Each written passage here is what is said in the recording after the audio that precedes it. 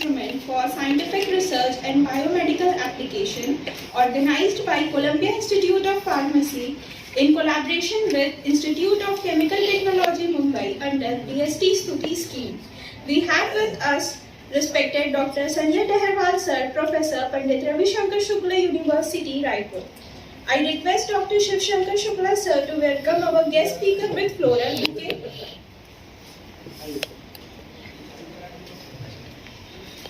Welcome you, sir.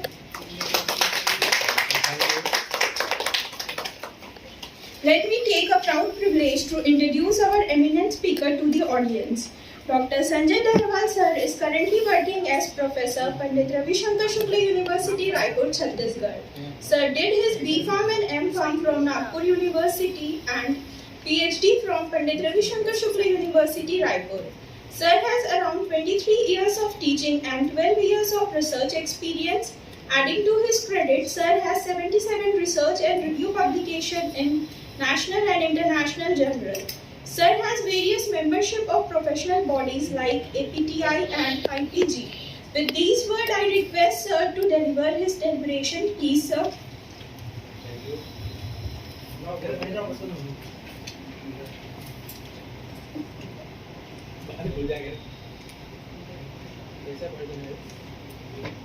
लोगों को क्योंकि मुझे लगता है पोस्ट साउंड नहीं है ना, चलो पोस्ट लंच आप लोगों का लेक्चर है, तो मुझे लगता है आप काफी लोग थोड़ा आराम से ही रहेंगे सब लोग, तो सब लोगों को फिर भी जगह नहीं कुछ मैं करूँगा ताकि, और मैं ज़्यादा देर लूँगा नहीं आप लोगों का समय, आप लोगों ने ज़्यादा समय लूँगा ऐसा नहीं लूँगा मैं। तो जो मेरा टॉपिक है आज का ये है internal standard and its role in HPLC analysis.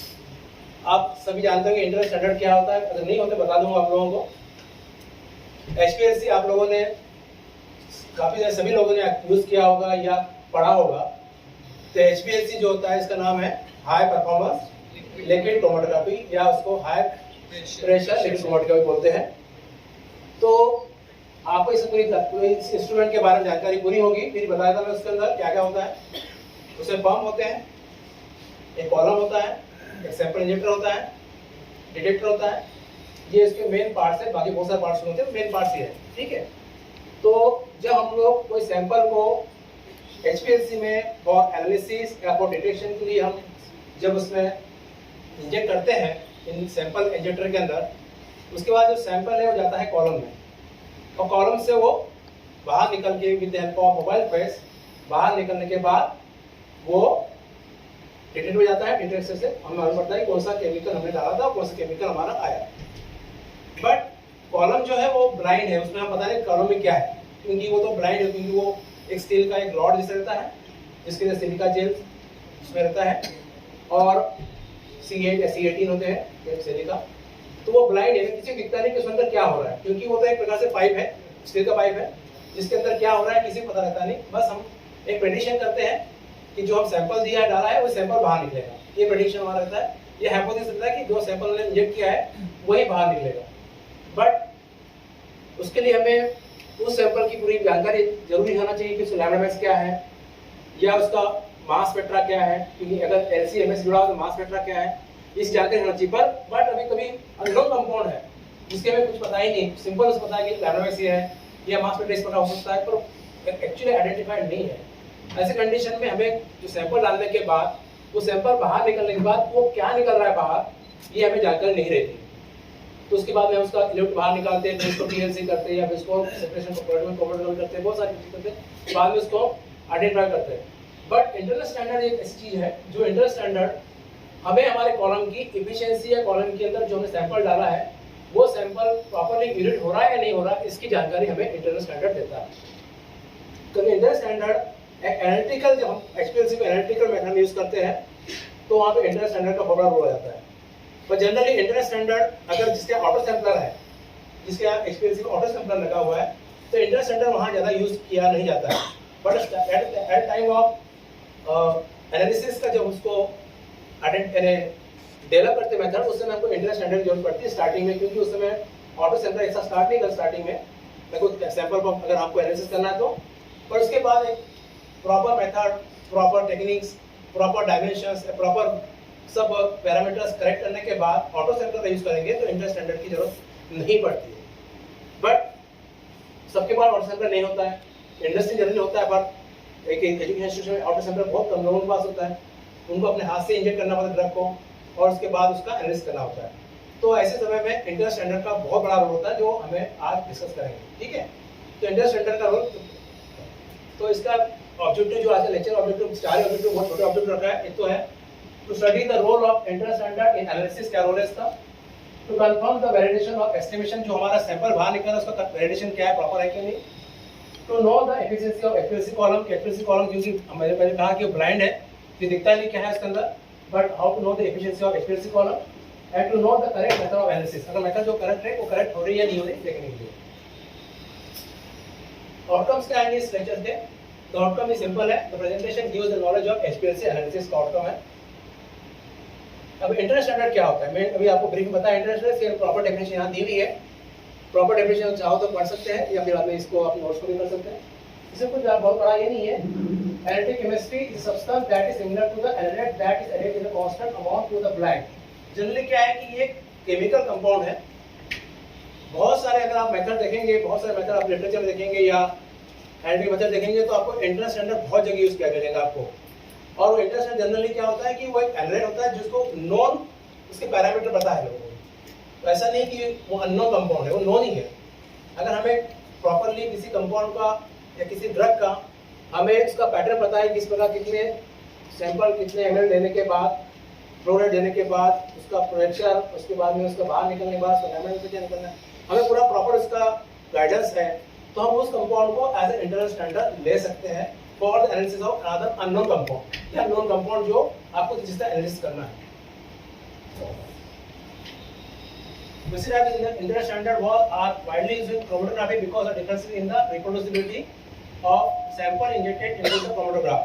इसका क्या होता है, जो रिप्रोड्यूसिबिलिटी जनरली क्या होता है कि अगर आप इंटर स्टैंडर्ड यूज नहीं करते हैं, सिंपल ड्रग, कोई ड्रग XYZ ड्रग लिया आपने और ड्रग का एनालिसिस पहले डेवलप कर रहे हैं हम लोग, और ड्रग को हमने पहली बार हमने उसका लैबोरेटरी निकाल लिए एज ए यूवी या फिर जिसे पीडी डिटेक्टर है तो डायरेक्टली आप उससे भी निकाल सकते हैं, पीडी डिटेक्टर से आपके एचपीएलसी में। अगर जिससे पीडी डिटेक्टर नहीं है, जिसका यूवी डिटेक्टर है या जिसके पास मास का पैटर्न नहीं है, ऐसी कंडीशन में आपको प्लेन जब ड्रग ले रहे हैं, आप जो भी ड्रग का एनालिसिस कर रहे हैं, तो उसकी एफिशिएंसी हमें पता नहीं रहती कि वो कितने बार कैसे निकलेगा। कई बार हमें पता लगेगा, पैटर्न पता है कि वो किस प्रकार से 1 ml फ्लो रेट दिया, 20 माइक्रोलीटर हमने सैंपल दिया, मिथेनॉल इथेनॉल जो भी सैंपल बनाया आपने, मोबाइल फेस सैंपल बनाया आपने, मोबाइल फेस आपने कुछ रेशियो में लिया है, जैसे बफर है या मिथेनॉल है या एसिटोनाइट्राइल है, रेशियो लिया आपने, और अपने स्टैंडर्ड पैरामीटर सब डिसाइड करने के बाद आप इंजेक्ट कर रहे हैं, और आप प्रॉपर्ली आपको ग्राफ आना चाहिए उसी समय, क्योंकि आपने तो सब पैरामीटर सेम है आपके, तो डेफिनेटली आपका जो पीक है उसी रिटेंशन टाइम पे आना चाहिए जहाँ पे आना चाहिए।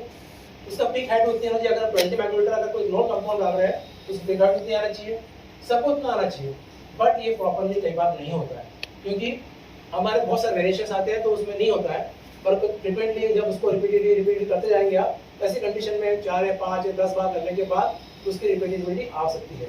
पर इंटर स्टैंडर्ड स्ट्रैटेजीज यूज करते हैं तो आपको उसका नोन फैक्टर पता है कि प्रॉब्लम कहाँ हो रहा है, ताकि हमारा एनालिसिस मेथड डेवलप कर रहे हैं तो प्रॉब्लम कहाँ आ रहा है हमको, क्योंकि नॉन कंपाउंड हमने लिया है, उसको पूरे फैक्टर पता है, उसके पैरामीटर भी पता है, और उसके बाद वो बड़ा प्रॉपर टाइम पे आ रहा है, बाकी दूसरे जो अननोन कंपाउंड है दूसरे को भी आ रहा है, उसका प्रॉपर मेथड नहीं आ रहा है, तो आपको इससे आपको कंफर्मेशन हो सकता है, आपकी मेथड को रिप्रोड्यूसिबिलिटी आप कर सकते हैं with the help of internal standard. तो इंटर स्टैंडर्ड उसके बाद क्या है, ये एरर भी कम करने के लिए काम आता है। जनरल एरर्स होते हैं बहुत सारे, कि जैसे आपने सैंपल लिया है, बनाया सैंपल, और आपने नॉन सैंपल का आपने उसका एरर क्या हो सकता है पता है आपको, और आपके अननोन कंपाउंड में क्या सैंपल पता आ रहा है आपको, तो आप एरर को भी नलिफाई इससे कर सकते हैं। अब चॉइस कैसे करना है आपको, जो इंटर स्टैंडर्ड चॉइस कैसे करेंगे, क्योंकि इंटर स्टैंडर्ड आपके पास बहुत सारे ड्रग हो सकते हैं जो इंटर स्टैंडर्ड के आप यूज कर सकते हैं, तो उसके कुछ पैरामीटर्स दिए, तो सबसे पहला पैरामीटर दिए कि वो ड्रग जो है, कंपाउंड जो है, आपके कंपाउंड के साथ इंटरफेयर नहीं होना चाहिए, ना फिजिकल ना केमिकल, दोनों किसी का इंटरफेरेंस नहीं होना चाहिए, क्योंकि अगर इंटरफेरेंस होगा तो ऑब्वियसली क्या होगा कि अगर कोई सैंपल ए आपका इंटर स्टैंडर्ड और बी आपका नो जो कंपाउंड का एनालिसिस कर रहा है, और ए और बी मिक्स हो जाएगा तो ए प्लस बी हो जाएगा, उसका अलग ही पीक मिलेगा, सब कुछ अलग मिलेगा उसका। तो ये पहला सही कि दोनों इनर्ट होना चाहिए, दोनों एक दूसरे में ना केमिकल ना फिजिकल कोई भी उसमें रिएक्शंस नहीं होना चाहिए।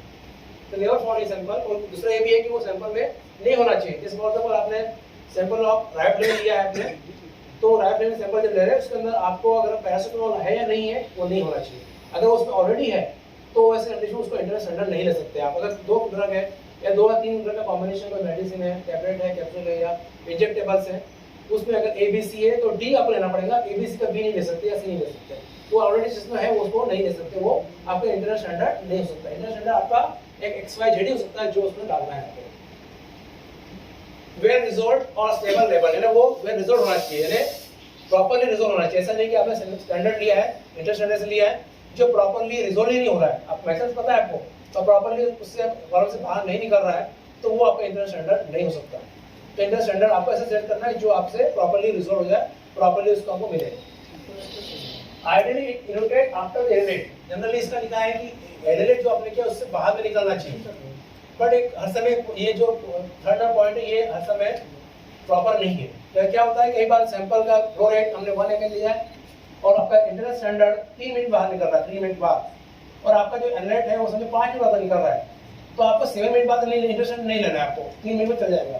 तो ये थर्ड पॉइंट दिया, पर ये यूनिवर्सल है, बट यूनिवर्सल में पॉसिबल नहीं होता है, क्योंकि आपका इंटरनल स्टैंडर्ड जब 3 मिनट में निकल रहा है तो 3 मिनट में ही उसको लेंगे, आप उसको 7 मिनट के लिए नहीं कर सकते। उसको स्टेबल होना चाहिए, वो ऐसा नहीं कि आपने अगर अभी सैंपल बनाया है आधा घंटे में उसका डिग्रेडेशन हो दूसरे का सैंपल बन जाए, या फिर 2 घंटे में अलग हो जाए, ऐसे नहीं। वो स्टेबल होना चाहिए, कम से कम आपके पूरी एनालिटिक मेथड में वो स्टेबल होना चाहिए इंटरनल स्टैंडर्ड। फिर अवेलेबल इन प्योर फॉर्म, जो फॉर्मेट है एकदम प्योर फॉर्म में होना चाहिए। ऐसा नहीं कि वो मिक्स फॉर्म में हो या किसी टैबलेट से निकाला हो या कैप्सूल से निकाला हो, ऐसा नहीं, प्योर कंपाउंड होना चाहिए, ताकि वो, क्योंकि प्योर, क्योंकि यहाँ प्योरिटी इसी से आप दूसरे कंपेयर कर रहे हैं, रेशियोली कंपेयर कर रहे हैं उसको आपके सैंपल को, तो बेटर है कंपाउंड आपका प्योर होना चाहिए। फिर है competitive with detector response. Detector response यानी आपका जो डिटेक्टर यूवी डिटेक्टर है या आपका पीडी डिटेक्टर है या आपका मास डिटेक्टर है, तो आपके डिटेक्टर से वो कॉम्पिटिटिव होना चाहिए। ऐसा नहीं कि आपने ऐसा लिया है कि जो फ्लोरोसेंस दिखा रहा है, कोई इंडर स्टैंडर्ड जो फ्लोरोसेंस कर रहा है, पर आपके फ्लोरोसेंस डिटेक्टर आपके यूवी में नहीं है, आपके एचपी आपके पीडी में नहीं है, आपके मास में भी नहीं है, तो उसको आपका इंडर स्टैंडर्ड काम नहीं कर सकता, वहाँ पे उसका कोई ग्रिपिंग ही नहीं आएगा।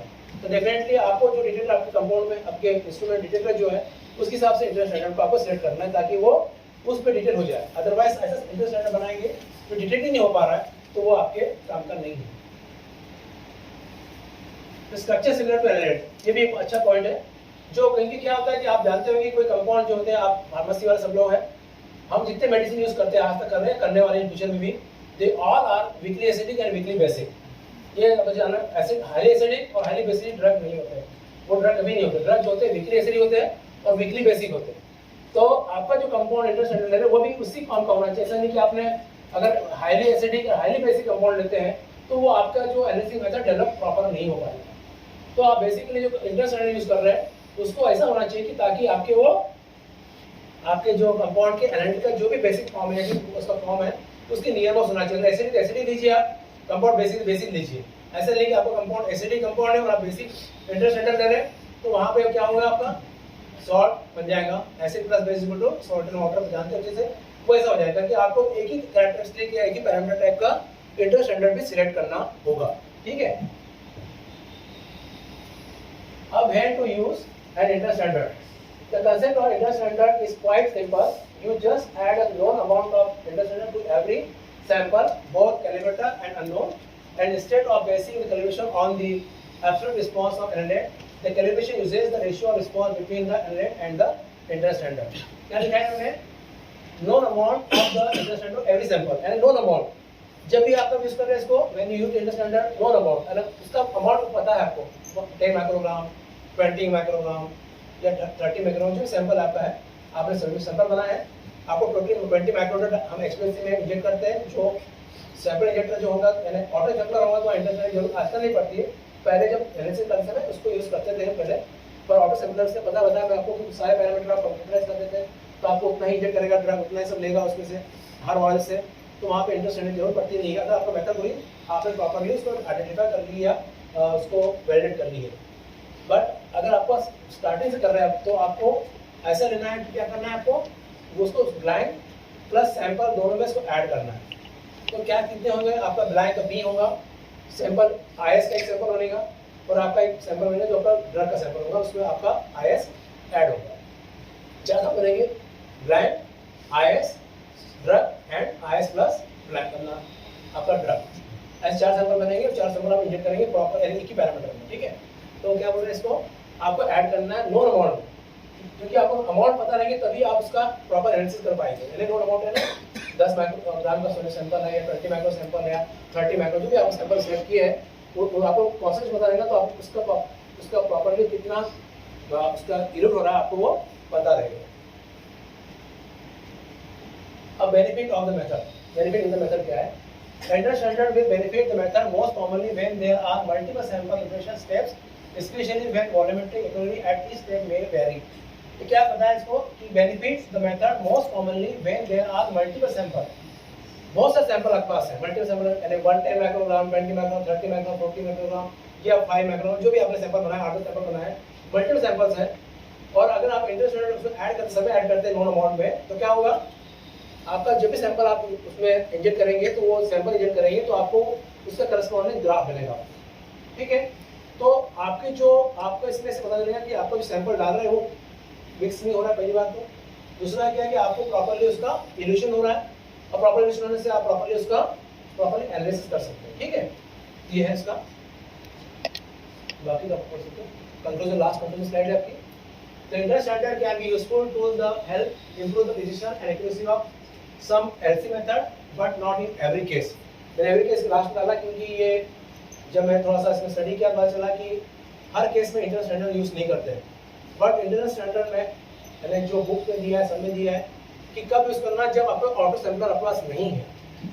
ऑटो सैंपलर है तो कोई प्रॉब्लम नहीं, पर आपको ऑटो सैंपलर सबके पास नहीं होता है, तो इंटरनल स्टैंडर्ड ताकि आप मेथड में डेवलप कर रहे हैं, आप एडिटिंग मेथड डेवलप कर रहे हैं, तो आपकी एक्सपीरियंस मेथड जब डेवलप करके आप उसको प्रेजेंटेशन कर रहे हैं या उसको पब्लिश कर रहे हैं, ऐसे टाइम में आपको इंटर स्टैंडर्ड के वैल्यूज आपको एब्स्ट्रैक्ट में एज वेल एज मेथड के अंदर भी आपको देनी चाहिए, ताकि उससे आपके मेथड जो है प्रिसाइज है, रिकॉग्नाइजेबिलिटी है, जो भी है, जो पैरामीटर्स हम अपने इसमें यूज करते हैं अपने एनालिटिकल मेथड डेवलपमेंट में, वो सारे पैरामीटर्स वो सही होगा, उससे आपकी मेथड एक्यूरेट होगी वो, जिससे आप उससे प्रॉपर्ली नेक्स्ट इन तो भी दूसरा साइंटिस्ट उसको प्रॉपर्ली कर सकता है, और उसको रिजल्ट भी वही रिजल्ट रहेंगे जो आपके रिजल्ट आपने नोट डाउन किया है या आपने पब्लिश किया है। क्योंकि इंटरनल स्टैंडर्ड अगर यूज करते हैं तो ही आपका मेथड जो होता है उसको ऑथेंटिक माना जाता है, या उसको प्रॉपर्ली बोलते हैं कि वो मेथड उन्होंने प्रॉपर्ली किया है। क्योंकि वो इंटरनल स्टैंडर्ड आपने जो कंसीडर किया है, सेट कैसे करते हैं आप, क्योंकि ऑलरेडी रिपोर्टेड कोई मेथड है, जनरल सिलेक्शन में फैक्टर इसका सिंपल ऐसे नहीं बोलते मैं सिलेक्शन करना है, सिंपल सिलेक्शन ऐसा नहीं होता है। आपका 10 आर्टिकल्स आपके पास है या 10 मेथड आपके पास होने वाले पहले से, और आपका कंपाउंड बाय है जिससे करना पड़ेगा, तो 10 में से ऐसा लग रहा है कि हमें ये इसको हम इस ड्रग को या इस कंपाउंड को इंटरनल स्टैंडर्ड ले सकते हैं। ऐसा नहीं कि वो लेना जरूरी है, आपके अवेलेबल ही है, आपके लेबोरेटरी में अवेलेबल होना चाहिए या मार्केट में अवेलेबल होना चाहिए, जहाँ से आप ऑर्डर करें वो अवेलेबल होना चाहिए, तो वो वही आप इसका इंटरनल स्टैंडर्ड आप बोल सकते हैं। उसी को पूरी मेथड उसकी 10 पेपर में चेक कर लीजिए क्या मेथड है, और आप पहले से डेवलप कीजिए इंटरनल स्टैंडर्ड डेवलप कीजिए मेथड, उसके बाद अपना ड्रग का मेथड डेवलप कीजिए, तभी आपका मेथड रिप्रोड्यूसिबल होगा और एक्यूरेट होगा और प्रिसाइज होगा, ठीक है। यहाँ तक मैंने आपको बहुत छोटा लेक्चर दिया आप लोगों में। अब आप लोग कोई क्वेश्चन हो पूछ सकते हैं क्वेश्चन के अंदर, हाँ बताइए। Sir, I understood the point. The internal standard should have chemical properties similar to the analyte. Right. But what is the reason or what is the benefit of having a structural similarity? Structure से इसके लिए generally क्या होता है कि जैसे हम LCMS हम मास अगर किसी मास जोड़ा है उसमें, तो मास में क्या होता है, बोला mass spectroscopy is with the molecular weight of total compound, ठीक है। अगर स्ट्रक्चरल सिमिलरिटी इसमें होगी तो क्या हुआ कि वो हमको जो पहला ग्राफ मिलेगा, जो इंटरनल स्टैंडर्ड मिलेगा, उसके हिसाब से वो दूसरा पैटर्न भी उसको मिलेगा हमको अपना ड्रग का भी, तो उससे स्ट्रक्चर सिमिलर जैसे ही होना चाहिए। इसका मीनिंग स्टेटमेंट क्या है, एक कंपाउंड है, इसका मीनिंग है कि वो उस पैरामीटर उसी जैसे होना चाहिए। अगर वीकली एसिडिक है तो वीकली होना चाहिए, एसिडिक होना चाहिए, अगर सीओएच ग्रुप है सीओएच होना चाहिए, अगर ओएच ग्रुप है ओएच ग्रुप होना चाहिए। ऐसा नहीं कि अगर आपने अगर उसको, क्योंकि आपको आगे जाके एनालिसिस करना है, मास में करना है या पीडी में करना है, यूवी में करना है, तो वो उस पर प्रॉपर रहेगा तो प्रॉपर उसको ग्राफ मिलेगा आपको।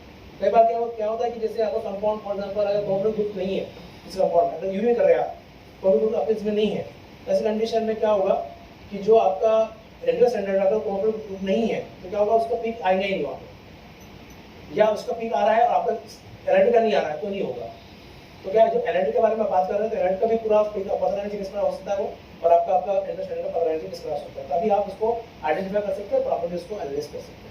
So if there is a somewhat similar structure or somewhat एकदम सही नहीं होना चाहिए, समवॉट ये जरूर इधर ऐसा नहीं होता। कई बार आप जैसे हम पैरासिटामोल को हम लोग डायक्लाइन में सोडियम के साथ यूज कर सकते हैं, या पैरासिटामोल को हम लोग एवेपेम यूज कर सकते हैं।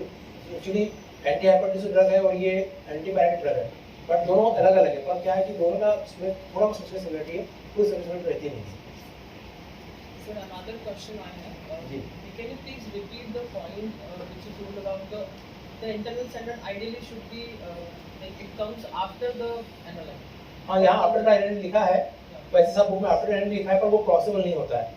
क्या होता है कि जनरली फॉर एग्जांपल अगर किसी इंटरस्टेंड आपने यूज किया है, किसी को ले रहे हैं और मेथड दिख रही है उसकी, तो 3 मिनट्स में या 2 मिनट्स में लोड हो जा रहा है उस फ्लो रेट या उस प्रेशर पे, और आपका जो एलाइट है उसमें 4 मिनट या 5 मिनट या 10 मिनट में हो रहा है, तो ऑब्वियसली आपको एलाइट के बाद होना चाहिए 15 मिनट होना चाहिए, ऐसा करते हो ना, 15 या 20 मिनट होना चाहिए, सबसे 2-3 मिनट का डिफरेंस होना चाहिए उससे, तो वो पॉसिबल नहीं होता है।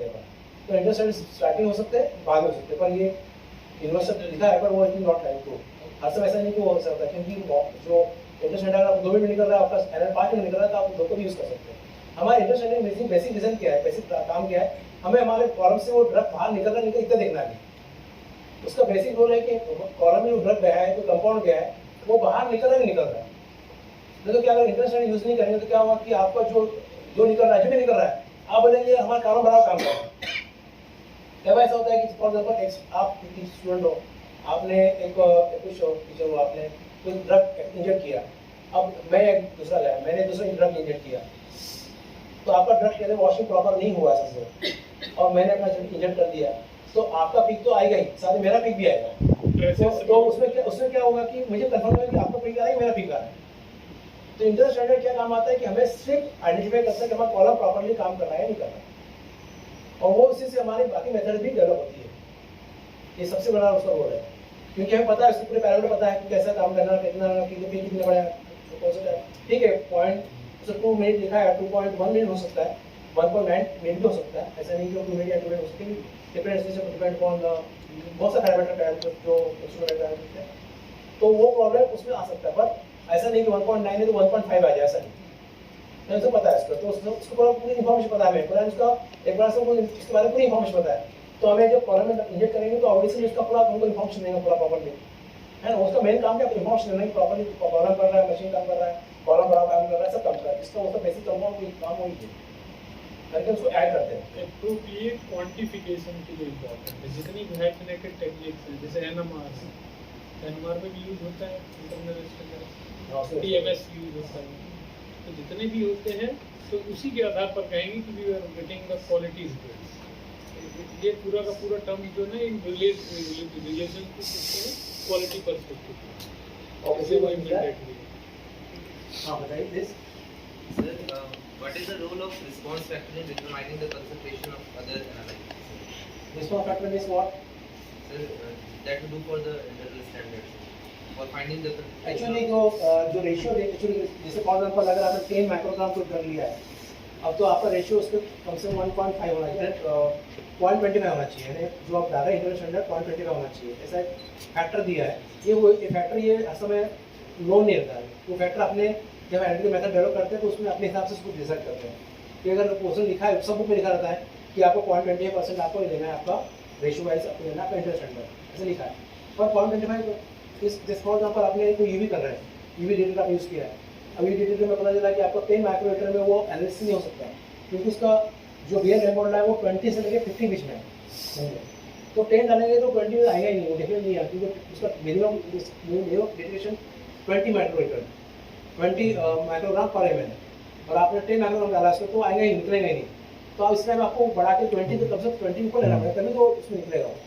तो ये एक रेशियो दिया है, 0.25 रेशियो दिया है उन्होंने कि हर सैंपल में 0.25 1:4 देना है, मैंने 4:1 डाला, पर ये पर्सन लेकिन नहीं है, ये अपने हिसाब से वेरी कर सकते हैं। जब मेथड डेवलप कर रहे हैं आप तो उसको वेरी कर सकते हैं, क्योंकि आपका बेसिक फैक्टर आपका डिटेक्टर है, डिटेक्टर कितना डिटेक्ट होगा। अगर आपने 1 माइक्रोग्राम सैंपल लिया है तो डिटेक्ट ही नहीं होगा, अगर उसमें सैंपल में डिटेक्ट होने का उसमें ये नहीं है, बेयर लेवल आप 5 माइक्रोग्राम ऊपर आप ये हो रहा है, इसको आपको उसके बेसिक पैरामीटर याद रखना कि वो कितने माइक्रोग्राम में वो डिटेक्ट होगा, एलईडी हो गया, एनओपी हो गया, किसने होगा वो ऑलरेडी कोई डिफिनेशन है, वो प्रैक्टिकल पर्पज में इट्स ओनली डेफिनेशन, उससे वो एनालिसिस नहीं होता। अगर उसने लिखा है कि 0.01 इज अ एलईडी एलक्यू, वो लिखा है, बट वो करने वाले नहीं निकलेगा ही नहीं, वो आएगा ही नहीं, वो सिर्फ कैलकुलेशन मेथड है, यानी उसने लिखा है कि इतने मेथड में आप कर सकते हैं, पर उसके लिए कम से कम आपको ऐसे करना है जो डिटेक्टेबल वॉल्यूम हो, आप तभी डिटेक्ट कर सकेंगे किसी को। और किसी कुछ, अरे आईपी वाले को कुछ नहीं रहा, क्या बात है?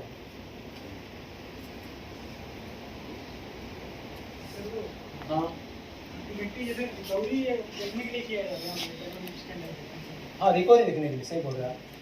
नहीं मैं तो वही कहा ना पहले कि जैसे कॉलम के अंदर अगर ब्लैंक है तो कैसे लिखेंगे आप किसी को, क्योंकि कॉलम के अंदर जनरली हम सिर्फ HTTP करते हैं, height equal to therapeutic plate, ये वो भी थेरापेटिकल है, उसका नाम ही थेरापेटिकल है, हाइट है ना।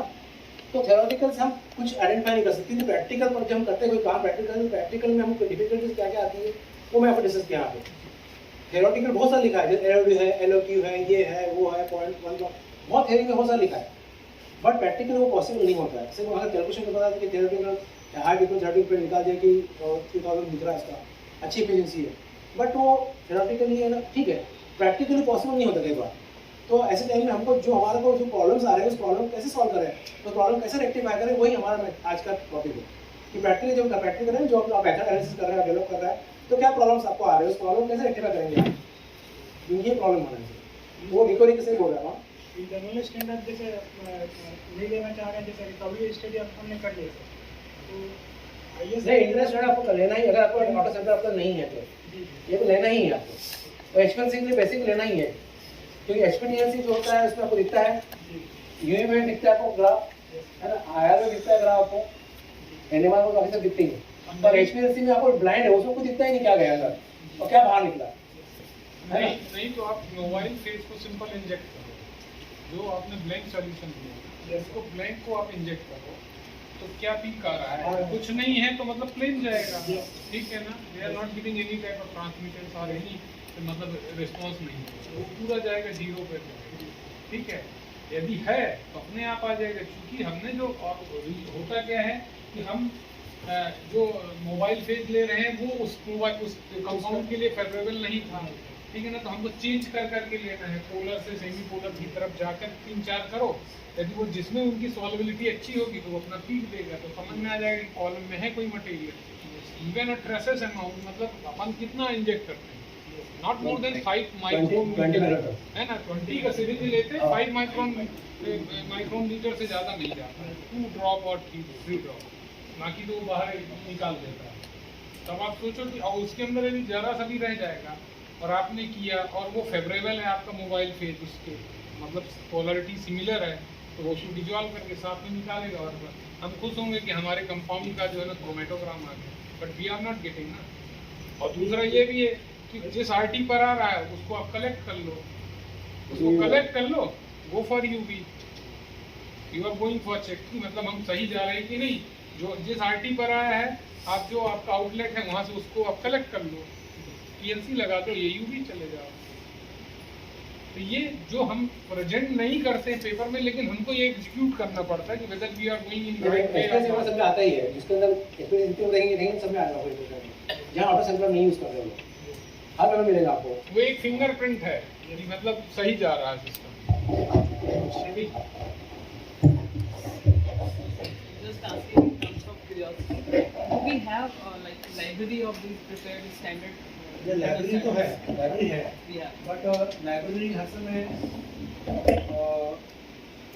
मैं बताया आपको, लाइब्रेरी हर समय काम नहीं आती, क्योंकि वो सिलेक्शन सबसे आसान सिलेक्शन जो है, जो लाइब्रेरी नहीं सिलेक्शन आसान है, आप 4 या 5 पेपर ले लीजिए, पुराने पेपर या कुछ बुक्स ले लीजिए, बुक्स उसमें से देख लीजिए कौन सा सैंपल हर समय हम अवेलेबल है पहले, और हमारा ड्रग के साथ जो मैच कर रहा है, ऐसा नहीं कि हमने बेस्ट लिया और एसिड ड्रग हमारा, तो ड्रग कैसे देखना एसिड मैच कर लीजिए, मैच करने के बाद अपना अवेलेबल भी है, उसके पैरामीटर पता है, जो पेपर दिख रहा है एक बार करके दिख लीजिए, प्रॉपर उसका वैसे करके दिख लीजिए, प्रॉपर वैसे दिख रहा है, बताया आपको 2.5 लिखा है, हो सकता है वो 2.4 में आएगा, हो सकता है वो 2.6 में आएगा, तो ऐसा नहीं कि 2.5 लिखा और 2 में आ जाएगा। एनालिसिस में इतना कपड़ा नहीं था एनालिसिस में, तो क्या करना है, एनालिसिस में वैसा पेपर रहती है, पेपर में कपड़ा नहीं कितने पेपर्स में ये लिखते हैं वो देख लीजिए, उसके बाद आप सेंटर सेलेक्ट कीजिए और उसे यूज कीजिए, पहले आपने इंटरनल स्टैंडर्ड का दूसरी बार ग्राफ निकालिए ताकि आपको जो मेथड आपको ऑप्टिमाइज हो जाए यानी आपको पूरा जो इंस्ट्रूमेंट बड़ा काम कर रहा है, आपने जो पीरियड के बड़ा कर रहा है, मोबाइल पर बड़ा काम कर रहा है, आपको सब पैरामीटर से काम कर रहे हैं तो आपको पता लगेगा।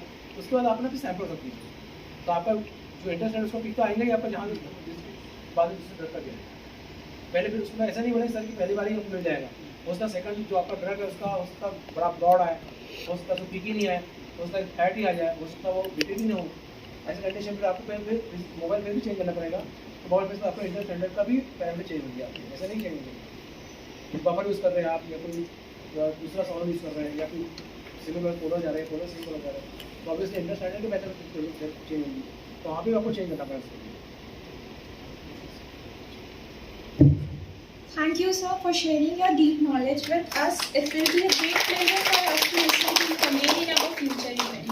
Now I request Dr. Shiv Shankar Shukla, sir, to present a memento and now I request Dr. Veena Gidwani, ma'am, to present a memento and certificate of appreciation to our guest speaker as a token of gratitude. Light में बजा light चला दी light ये तो क्या एक enjoyment है, हम तो आते हैं अपना एंजॉय करने आते हैं, पढ़ाई लिखाई दूर की बात है ना।